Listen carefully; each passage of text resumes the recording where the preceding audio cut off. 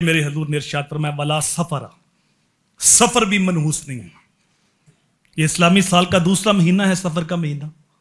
لوگ اس مہینے کو منحوس سمجھتے ہیں، کہتے ہیں اس میں بیماریاں اترتی ہیں، اس میں نحوستے ہیں۔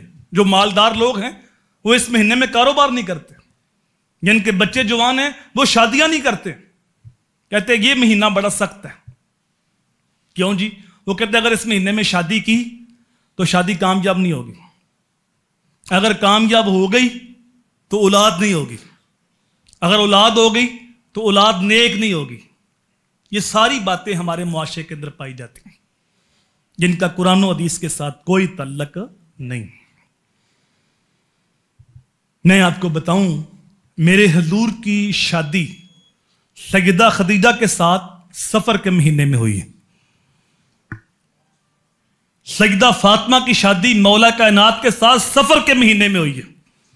لوگ کہتے ہیں شادی کامیاب نہیں ہوتی، اس سے کامیاب شادیاں اور کیا ہو سکتی ہیں۔ لوگ کہتے ہیں اولاد نہیں ہوتی، سفر میں شادی ہوئی، میرے حضور کو اللہ نے سیدہ فاطمہ جیسی بیٹی عطا کی، مولا کائنات کو حسن و حسین جیسے پتر عطا کیے۔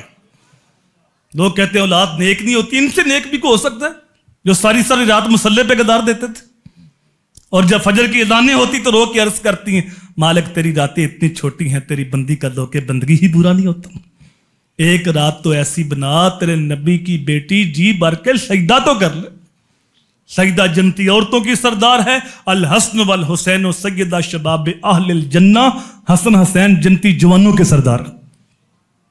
تو یہ ذوفت قادیاں ہمارے معاشرے کے اندر کوٹ کوٹ کے بھر دی گئی۔ بالخصوص کہتے ہیں یہ 13 تیزی، یہ جو پہلے 13 دن ہیں نا سفر کے، یہ بڑے منحوس ہیں، ان کے اندر بڑی بلائیں اترتی ہیں، اور وہ کہتے ہیں کہ ان مہینے میں کام نہ کرو، سفر پہ نہ جاؤ، شادی نہ کرو، اور یہ ساری چیزیں ہمارے معاشرے کے اندر پائی جاتی ہیں جن کا اسلام کے ساتھ کوئی تعلق نہیں۔